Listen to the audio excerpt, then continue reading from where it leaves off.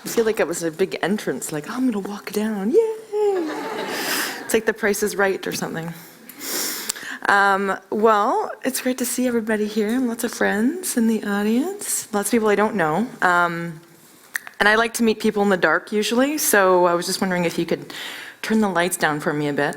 I'm gonna actually start with a trailer. Is that okay? Is that cool with everybody? Okay. You have no choice, really, but...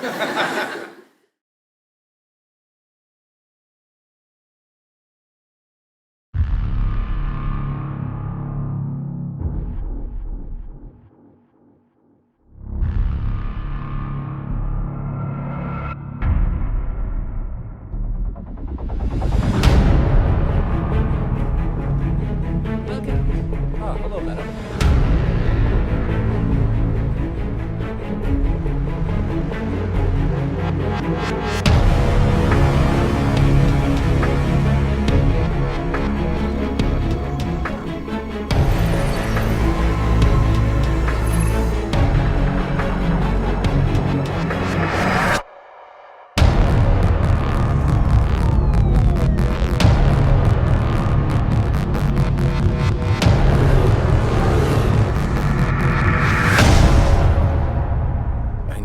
To Elysium.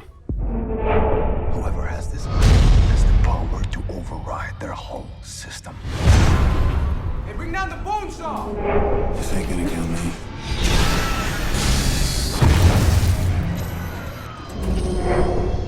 You can save everyone. We're gonna break into the most heavily guarded place in the universe. Oh, yeah.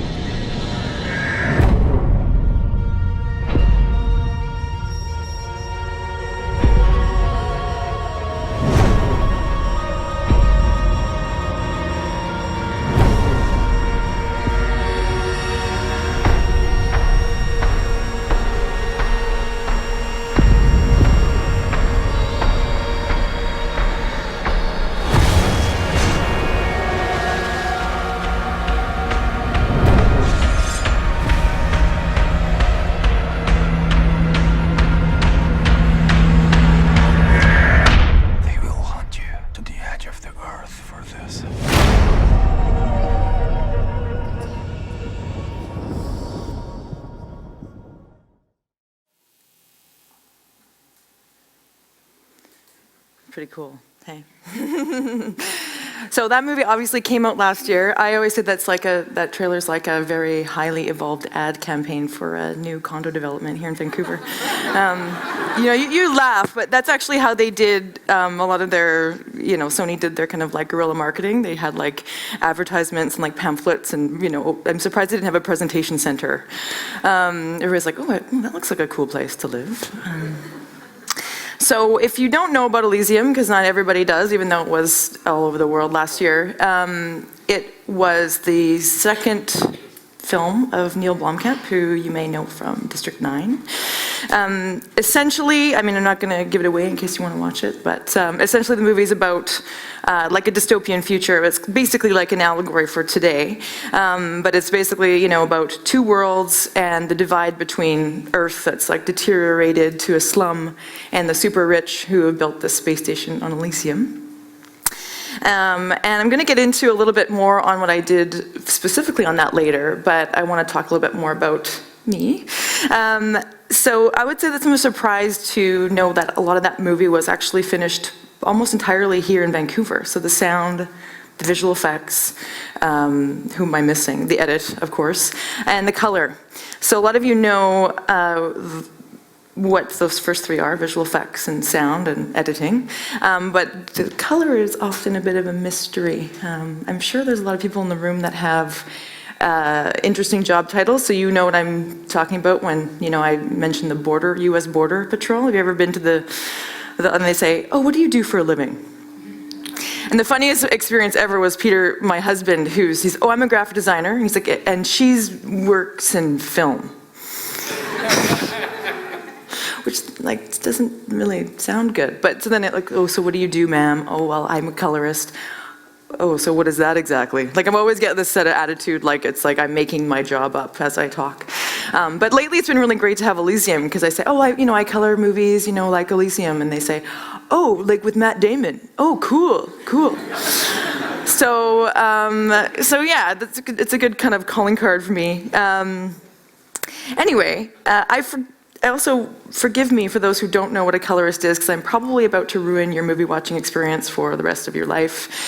You won't be able to watch a movie now without going ooh, I wonder if that was intentional or not, or whatever. Basically, this is kind of a really good explanation for me that I've always liked to use when I'm explaining what I do.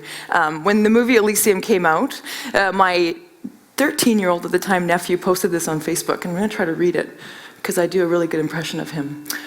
I forgot to tell all you peoples that my auntie Andrea, he calls me Drea, colored the movie Elysium, the entire movie, and got to meet the director of Elysium, who is also the director of the movie District 9, and she got to see how an IMAX projector works. I thought that was awesome. And then what's great is what Jacob says. Well, what do you mean she colored the movie? Yes. Well, what's coloring a movie? Well, like putting different shades and making it look realistic and fine lining it and stuff like that. Oh, okay. So, he's got it pretty well there. It's kind of 90% there. He's right. Mark said, I work at Central here in Vancouver. We're a boutique facility, and I basically work in a studio that looks kind of like a very high-end miniature movie theater. But yeah, that's what I do. I worked on the whole movie Elysium, and I got to work on the color and the shade and fine-lined it and everything like that. Actually, we work on TV as well, feature films, TV, commercials, and all of that jazz. But for me, it's a place where, I work with directors, cinematographers, sometimes visual effects artists, essentially to add a layer to the story. Whether it be a commercial that we have to change the color for to make it, a different time of year because the commercial's coming out in a couple months from now, or it's applying a whole look to a movie to encapsulate the audience and get them to believe whatever's going on. My husband, again, I'm going to reference him because he has some pretty good jokes, but he likes to tell people at parties that I'm basically the Wesley Crusher of the film industry. Which I don't know if it's just like Will Wheaton has become really cool lately or not. Maybe I'm just a dork, but yeah. So you can see it actually. You kind of see the thing I work on there. It looks very technical, and people say it's like, ooh, it's kind of like the Star Trek: The Next Generation board, And it's called a base light, and it's basically there's a handful of them of that type in the world, and it's basically just like what we call Photoshop on steroids. I work kind of like sometimes on a frame-by-frame basis, most shot-by-shot, and then, scene-by-scene to kind of go through a whole film. But like most films I work on, Elysium was when I was responsible for color on kind of many levels. So I worked on with the director on the whole film sort of creatively, and then I was also in charge of making sure that creative intent and that final look translated onto a bunch of different masters. So whether that be 4K digital that goes into home theater or IMAX. This is kind of a funny photo where we totally geeked out. Well, we shouldn't speak for Neil, but we were in the vault at IMAX, and they showed us basically like every movie that had ever been printed on IMAX film, and then I got to see the platter of Elysium once it was done. And that's kind of where they showed me how much it cost, like every time I made a change. They were like, so $50,000 if you, no. But, to be honest, it was a bit of like a wild moment for me to see that, because as a child, you grow up seeing big movies. IMAX is a huge thing, and being able to see something that I created, worked to create and see it sitting there on this giant platter that was going to go out into the world, and that it was me, making that decision, and the guys looking to me saying, is that right? He's asked that same question to Steven Spielberg and James Cameron and, hundreds and hundreds of filmmakers that I would look up to. So I had to kind of think of how did I get here? Because it doesn't really seem like a normal, kind of job to do. And also just how did I get to this position? Well, I like to kind of go way back.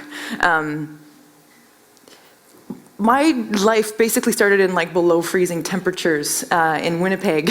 I was the third child of a family of 5, and my family is basically bakers, entrepreneurs, musicians, Trekkies. Trekkers maybe, my brother would have something to say about that. And I was kind of the last kid, and we moved from Winnipeg to Vancouver when I was, very small, probably about 5.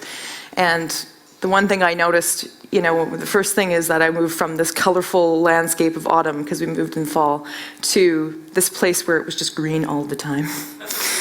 And there wasn't even snow the first year. Can you imagine for a 5-year-old when you're like, it's Christmas and there's no snow, and it's just a total nightmare, right? And so, I was basically the rape age of 6. And I was just kind of getting used to the 80s color palette, because I love my pencil crayons, and I love painting, and so I had to get a magenta jacket when I got here because I had a parka, and I would have died of heat exhaustion if I kept that, so I had to get a new coat. So I was really into teal and purple, and then of course my family's huge into movies, and this is the first alien I met, and I just was kind of captured by things when I was really little like that. Actually, things started to kind of go pretty well for me in my West Coast life, and I was getting used to things. My dog was starting to listen to me and not run away, and I was kind of happy. I made friends finally because I got to go to school. And then, one movie night in the Mallory household, my brother decided to bring home another kind of alien movie,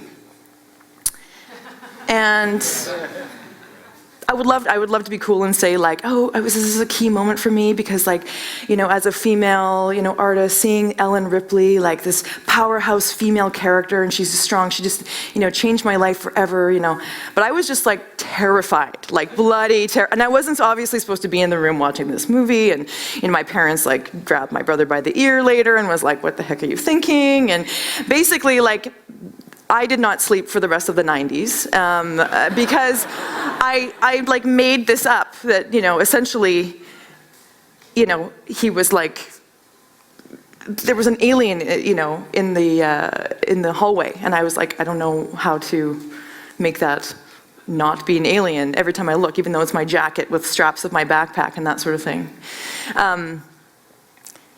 So, the 90s were a bit of a blur. I'm not going to go into detail, but I made my way to Emily Carr, got into art school, and it's funny because I was really excited about what a real artist was like, so that's why I was at school. But to be honest, Emily Carr was a bit more of a love story for me because that's where I met my husband, who's a graphic designer.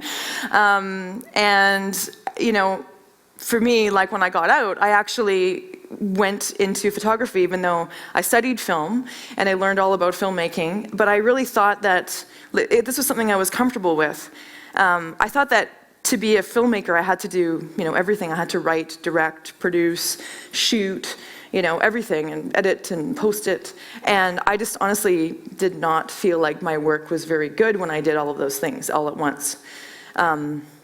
So I thought being a photographer was easier, and Rick will know that's not the case. But what happened was finally, after a few years of trying to work and do different things, I took a job as an editor. And what I found was that honing that kind of skill and craft and working within the confines of another person's vision actually was more inspiring to me. And I could kind of work and create from that point. And everybody kept telling me, you really are into, I love how you finish these movies. They, finesse a certain way. Like, yeah, the edit's okay, but they really look good. And so, a couple of years go by, I kind of work hard at it, I practice it myself, I put myself in a certain place. And people like to say right place at the right time. My sister likes to tell me, it's preparation meets opportunity, Andrea. Don't think that you didn't work to get there. You did the job, and yes, you happened to be there, but you worked, to get to that place. And it was actually my first movie. There we go. I'd lost my thing. Another alien encounter. So I got to, for some perchance reason, I end up sitting on the colorist seat for this movie. This was my first feature film, Alien Trespass. And it was directed by one of the executive producers from The X-Files, Bob Goodwin, and the cinematographer was David Moxness, who you may know from The X-Files or The Fringe or 100 other amazing television series. But this was an interesting movie because it was about, creating this nostalgia through film. And he had shot it on Super 16 millimeter, and it was my job to kind of try to tell that story and decide, is it how we see the past, or do we want to try to create a look of what people would have actually experienced at that time? Because if you think about nostalgia, it's fuzzy, it's less saturated, it has grain or dirt. But if you were actually experiencing this movie for the first time in the 50s, you may have seen it really wildly and sort of surreal and full color. So that's actually the way we went. And it's kind of interesting because that's kind of the first time I realized that being a colorist was actually creative. So I want to just go through and talk about how you tell stories with color. And these are things that are going to change, so I'm trying to go through them a little bit quickly. So just watch it, because it's going to change. But you think about leading the eye. Something I like to use the story of The Sixth Sense, which is one of those classic Shyamalan movies where they pulled out the color red throughout certain scenes to draw your eye, or you shade certain areas to keep people interested in what's going on or telling the story a specific way.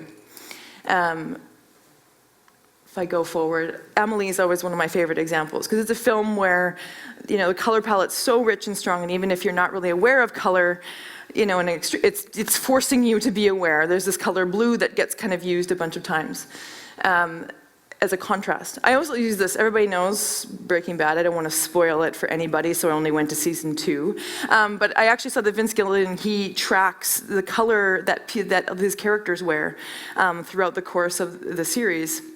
And that's really interesting, is it's kind of, they use color in the series to represent state of mind of a character. So it's kind of interesting as you start watching the film or that series, you kind of see that that's coming up. There's also a way of making time match or change with color. So I'm going to show this. This is just a little quick scene of a few shots where they're not actually color graded. It's just kind of the way it's shot. With our budgets these days, we don't often get to shoot everything within the same, time. Sometimes it takes a couple of hours to get that shot, and usually you get things that are kind of mismatched. So, a lot of what I do is, with color, is I actually look at all the images and try to make sense of what would the time of day be, and try to use color to create a sense that it's all happening at the same time. Sometimes it would be that it's not happening at the same time, or you create a nighttime look. That's a passage of time that only color can create. And it kind of looks all like the same time now. Then there's the idea about creating moods and, or even thinking about genres. So I just wanted to show you over a course of one shot, maybe a few different looks. So I have to look here, but. So I kind of draw it into maybe we call this the 300 looks, a really sharp contrast, right? Maybe it's a bro comedy. It's nice, light, happy feeling, or it's a dystopian vampire or zombie apocalypse, or maybe it's a intellectual kind of Spike Jonze kind of movie, altered history or reality. That sort of Instagram look, which I get a lot of the time now, and people say, can you give it that Instagram look, sort of a Polaroid look? But you can see one shot, 4 different kind of color effects and how that you feel a change when you see them. Then there's the last example I wanted to show is just like a visual narrative, which Rick mentioned the other day, and I wanted to use it, The Constant Gardener. It's an idea of how the color would change over the time of a movie, so it starts out really desaturated and it ends up quite saturated. And it's just a way to kind of draw the audience in, so by the time you get to the end, you know, it's different, but it's a subtle change. And I'm just gonna pop back to the beginning of that if I can. There's the beginning and the end. So you don't notice it actually, it's subconscious. You kind of accept it as it changes. I wanted to go just quickly into a little bit of what I did in Elysium, because people always ask me like, well, how do you make that decision? Like, how do you know what that color is? How do you know what the look and feel is? Well, I usually work with somebody who it is that vision. And I try to grasp from them like what they're thinking, what their intent was. And all of them actually, they think about color all differently. So I kind of learn a lot along the way of, you know, how to communicate about that. With Neil, he had already basically had made the whole movie in a book, graphic novel, before it even got shot. So we had images, there's that pamphlet I was talking about. Obviously, there's some robots, because it's Neil. And then there's, you know, altered Matt Damon exosuit. And the first thing he said to me is like, I don't care, Andrea, I just want it to look real. But like, there's nothing real for me here, Neil, to reference. So what I did was I start with, usually this is kind of the thing I do, I start with like a bit of inspiration, sort of like a splattering of things where I think he might be inspired by, things that he would have been influenced by, things that I would be influenced by just reading the synopsis of the film or seeing some images. So here I've got just a selection, some LA and, you know, smoggy LA, there's some Mexican slums, there's Johannesburg, because that's where he's from, and I imagine a lot of the stuff he does comes from that sort of visual history. And then I start working on the film, and the color, you know, kind of takes its own course. And it's funny because when we started looking at what the movie was not. So it was not this super hyper colorful, you know, sort of like superhero film. It also was not the sort of Black Hawk Down, sort of Ridley Scott kind of crushy look, right? All of those looks, to Neil at least, and I agree with him, is that they make you feel like you're sort of separated from what was going on. And the point for him was that he wanted the audience to feel like this is happening right now. If I walked into that room, that's what I would see. But we have this crazy space station that none of this exists. It's just a house with a full background that's all CG effects. Do we make it look like super hyper real to make people sort of feel like it's this special, fantastical environment, or do we kind of keep it sort of basic? So we go through the film and look at hero shots. This happens to be the hero, Matt Damon. But I select like a series of shots from the film before I actually go into it and say, okay, like let's look at each character and let's see a bunch of different looks and like, what do you like? And we kind of go from there. And it's basically relative perspective. He might pick the center one, and then I would go in and keep moving and working through it. And then I would actually like to work at it sort of like in order. So I kind of select some scenes. So slowly kind of like combing through the film. Select a scene that represents maybe the character. This happens to be like his introduction to the character in the movie. So I thought, you know, it's pretty important to get this right. This is kind of his look. We stop right there. So, you know, you gotta pick your good points. I'm usually gifted at stopping at really bad frames, but this is a particularly good one.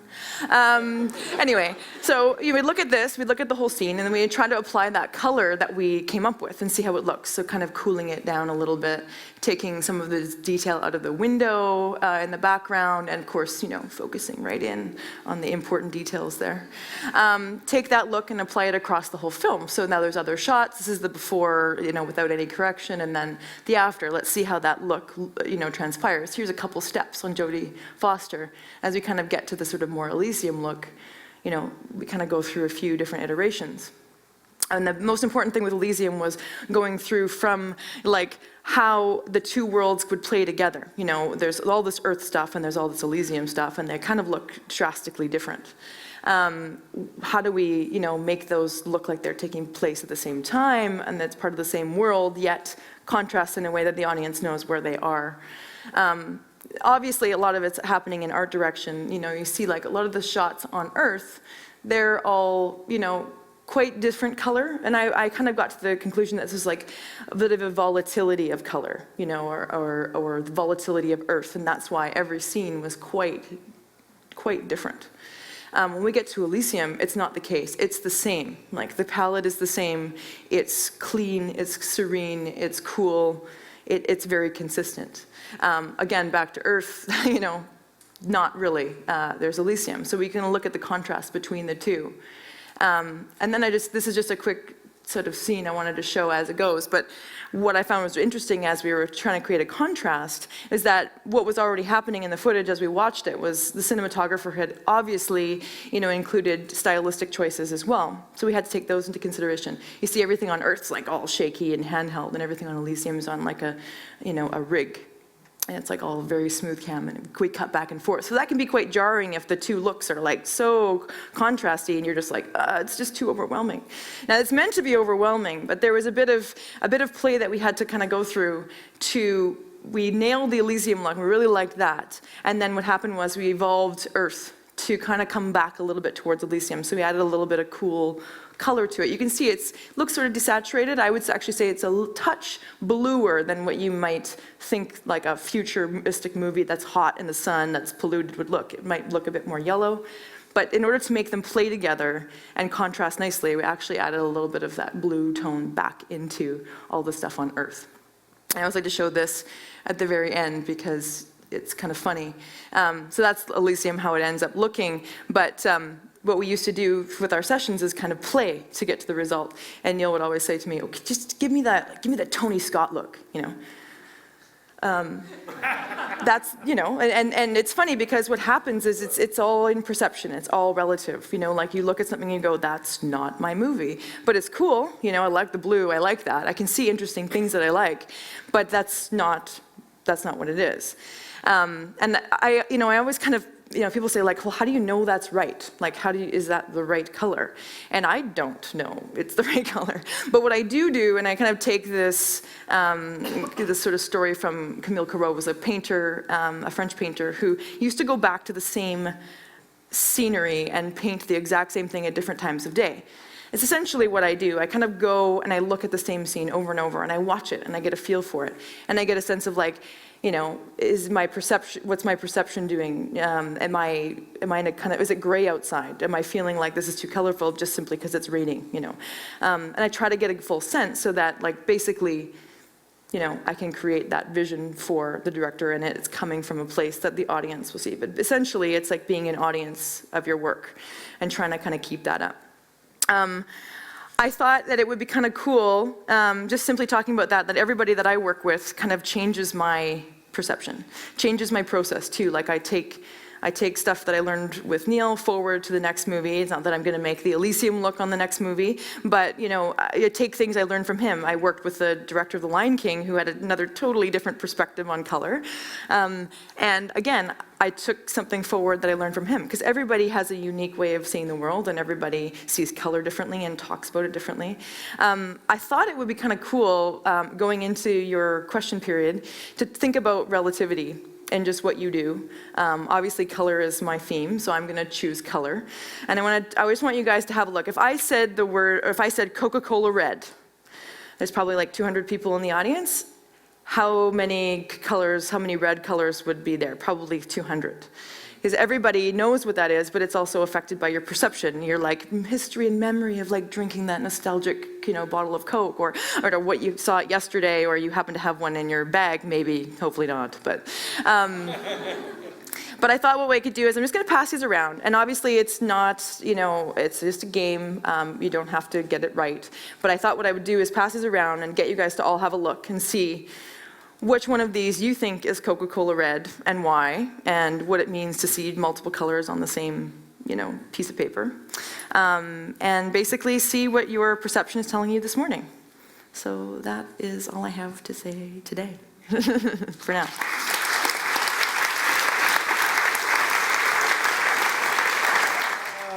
This is my favorite part of Creative Mornings, and we started this in Vancouver, and it was not part of the format and has spread across the globe. So that's kind of cool.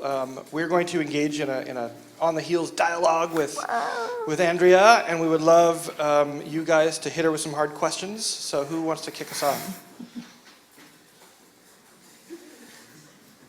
Very colorful person. Who are you, Karen? Hi, I'm Karen. I'm just wondering, what would be your dream type of film to colorize? Would it be, you've done like the sci-fi thing, would it be something that's just like pop, crazy fashion film, or would it be, natural green poet film? What would be your ultimate dream coloring challenge? That's a good question. Somebody asked me if I could go in history and recolor grade a film that, and I always pick Days of Heaven because I just love, I love like that true, like sort of atmospheric photography. So I would say like my dream nowadays would be, it would probably be like a poetic, beautifully lit movie for sure, because the thing is even though a lot of it's there in the cinematography, it gives me so much more to work with and then sort of play around with. So yeah, for sure. I mean, not to say I love sci-fi and it's because it's really creative and any fantasy is amazing, but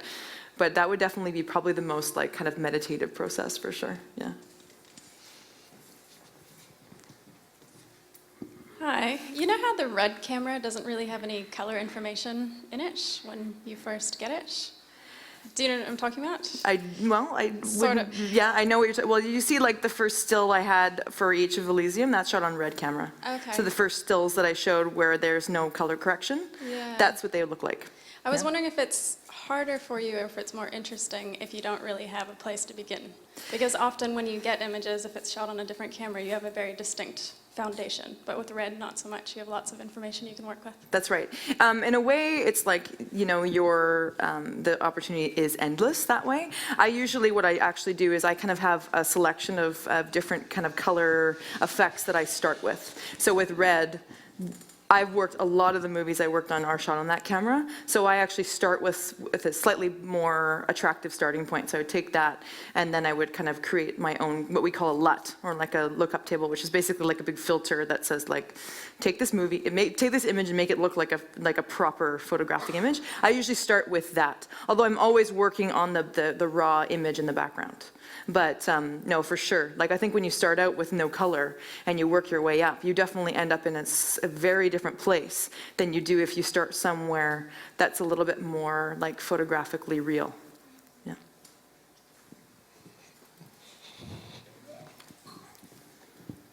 Do you ever try to change the light color in the real world? In the real world. I wish. Well, what I do a lot of the times, like, oh, it would be really nice if that shaft of light was a different, color. I have to say that I do spend a lot of time observing that, though. That's kind of a lot of, what I didn't get into about what I do is like how do I make those decisions and how do you get an eye for color, and because a lot of the times I relight a scene, that's like shot all over, 6 hours of time and it's supposed to take place in 10 minutes, then there's the sun is moving. So I do spend a lot of time in awe or looking at like, oh, that's interesting how the shadow, and it's like, I think Ryan Abbott, my friend here, he's always like, I always give him a jab of like, oh, check that out, like pointing out something that's totally nerdy that nobody would even possibly notice. But yeah, I think it's like, that's important, is to kind of pay attention to what's around you and try to use that when you work. Have you ever been in the edit suite? What do you call it? The color suite? Color suite. The color suite. And you as the color expert have advised the director and the cinematographer that this is how we're going to go, and they just totally override you, and you know they're wrong. How do you deal with that? No, I'm never wrong. I know. So what do you? But they're Neil Blomkamp. Like, how do you deal with that? I think what you do, I like to show them what they want. Ultimately, like if you spend a lot of time arguing with somebody, even if you think you're right, I think it's just can get you in a place where, you either get fired or your opinion isn't really valued. So I personally, like if I really think it should be one way and I show them that and they're like, no, let's look at it this way, I will show them that too. But usually what I like to do is kind of compare and take kind of steps away and sort of say, okay, what would it look like to split the difference? And what would it look like something totally different?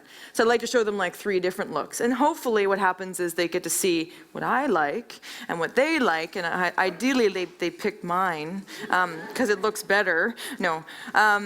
It's, again, it's this relative thing. Sometimes it is the right way to go. But a lot of the times when people are talking about color, they don't really know how to communicate it. So they'll be like, oh, could you make that more red? And I'll be like, it's not what you want. Tell me what you want it to feel like.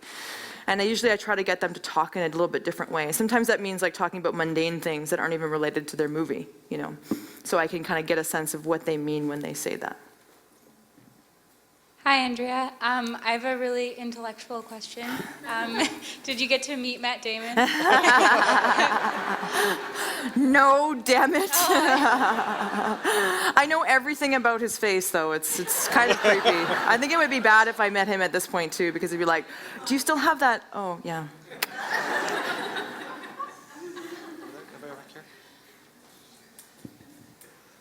Hey, boys, all the questions are coming from attractive women today. Just saying. Hey, do you find it harder to match shots when they're more highly stylized or when they're trying to go for a more subtle look? Subtle. Yeah, when it's highly stylized, it's almost like you can kind of get away with a lot less consistency because you're blanketing the whole sequence with this look, you know, and that's almost like distracting the viewer from what's actually going on. Like if everything's just red and black, like that shot that I was showing, sort of that 300 look or Sin City or whatever, you're kind of not really paying attention as much to the tone and the shape. But if you have to like work with a very subtle look, then it's very obvious when it's not the right light direction or anything like that. So it takes, like making something look real actually takes twice the amount of time than making something look like a fantasy. Yeah. Good morning. Have you ever colorized something that's been black and white? And what is your approach? Yeah, so that's like the tonal grade.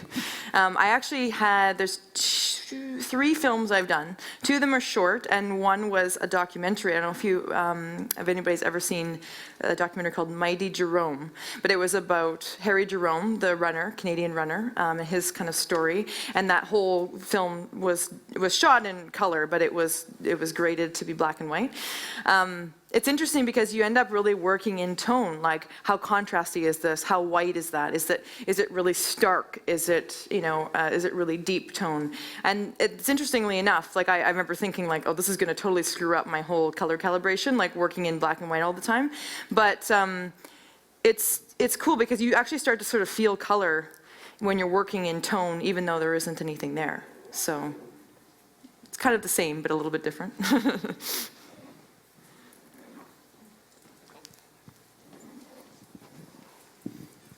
Hi. Hi. How do you keep your eyes calibrated? Because I feel when I look at something, your eyes have a tendency to adjust and neutralize everything. Yeah. And if it knows it's white even though it's not white. Right. So how do you keep that center? Yeah, there's a little trick sometimes in color suites where we have like a white or a gray reference. That's really important with television work where you always have like something behind your monitor that's showing in color that would be gray. So your eye's always seeing that. When you're working in feature films though, typically the audience is like encapsulated in a giant theater and there's no reference for them. So they're kind of in the same world as you. So I kind of like to balance a little bit of that. I always have what we call like scopes or histograms, and some of you know what I'm talking about, which is basically like a digital or analog readout of like the color detail and where it's being mapped in the spectrum. I use that to like kind of just glance at and make sure that I'm in the right place, but I really do spend a lot of time watching things in the scene and in context, and I find that like watching it over and over actually keeps me kind of calibrated in that sense. I mean, aside from the theaters I work on are heavily calibrated, like technically from that perspective, but for my eyes, I find that it's like, I would go through the same process of, watching a movie that the audience would, so that even if I went to the end of the scene and it looked greener in the beginning and it wasn't perfectly matched, that wouldn't matter necessarily. If I watched the scene and it felt right to me, then I actually will go with that. It just kind of, I definitely go by more by feel, but I also don't work longer than about like 3 hours at a time. I'll come out of my room, like go see the world a little bit and come back. Because it's really like, it's exhausting, right? Your eyes get tired and you're right, like your blue starts to get really blue after a while, yeah. Do you find going to the movies now is kind of it's harder for you because like you're so used to like critiquing things, or can you take yourself out of that and just watch the movie? Yeah, that's kind of where I was going with my comment about Ryan before, because we go to movies and now we like sit separately in the aisle, because I used to, we'd watch them and be like, oh, and they'd be like, what are you talking about? Like, it's just like it goes from like a guy talking to another guy talking and nothing happens, but I'm like, oh my God, that was just like, what were they thinking? And then my husband, I used to be like, oh, reel break, like whenever because film, you get to the end of every reel, when they actually shoot a movie, like finish a movie on film, it only can hold 20 minutes, so there's actually always like a cut. You guys remember seeing those like holes pop on the screen? Well, every time there's a reel break, no matter how good the lab is that made that film print, it always looks different. And so I'm always like, why would they do that? Why would they put a cut in a snow scene? Like, how stupid, honestly, for the first like 5 years of what I did, it was like obnoxious. Like I could not watch anything without being super. But I think that's because like I was in a really, really like aggressive learning stage. Right now, I feel like, not that I'm not learning every day, but I definitely value more of that like audience perspective. Like I need to have that. So I really try hard to go in with that like, I am a viewer, I am just watching this and letting it roll over me. And I find that I usually enjoy movies way more when I just try to not look at that, I find that when bad typography comes up, all my designer nerd friends, we all go, oh, Comic Sans, or whatever. Yeah, I don't want to sit beside you because you'll be all distracting me with color comments.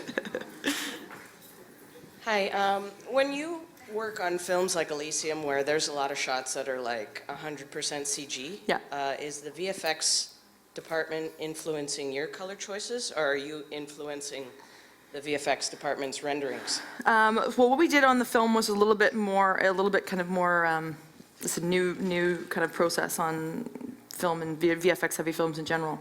I actually did the color, kind of the overall look and feel of the movie before they started visual effects, which means like long before they were even editing the film. So they actually had like what we call a LUT, but it's like a filter that they could apply and see through on like kind of on a scene-to-scene basis to see like what's Andrea going to do. And then we would kind of have a feedback loop. So they would see that and they would go, okay, well, now we're putting this entire CG thing in there that you had no idea what it looked like. What do you think about that? And then we would kind of go back and forth. So I actually, the first part of the process, I worked with the director, and then I spent a lot of the time working with the VFX supervisor, because he was like kind of in charge of that and like all the elements that they were putting together. And he would come in and we would do sessions where I would like pre-color the shots going to visual effects. So say there's like 5 different shots that would make up one. They would kind of compile it together. I would actually color each one of those with him, and he would say, well, we're gonna do this and that, so can you match it this way? So it was definitely like a little bit more of an integrated process for Elysium, which obviously you think like, why wouldn't everybody do that? But it's just, time and sort of money and strategy and that sort of thing. But I find that it kind of goes both ways. Sometimes VFX will completely determine what that color is, just simply because they're spending all this time and effort on this particular element, so you kind of have to stay true to that. But in another sense, having the opportunity to work ahead of VFX really makes everybody be able to kind of collaborate. I love that there's still probably a dozen questions in the audience, but I just realized that it's already 10, so we have to wrap up and get you guys get on with your day and your life. Can we do something? Can we try an experiment? We've done it in the past and it's worked. If you have a good question, can you put it in the form of 140 characters or less, including a hashtag CMVan? Fire us your question. We'll make sure Andrea gets them all, and we'll publish them on the Tumblr blog. Cool. Is that cool? So everybody can ask a question about color. I think this is a really fascinating topic. Clearly, you guys are into it. I think it's really, really interesting. So hit us with those. One of my volunteers will gather them, and we'll have that conversation. Is that cool? That's great. You're good with that? Yeah, sure. Thank you very much for being you're welcome. here today. It was my pleasure. I have a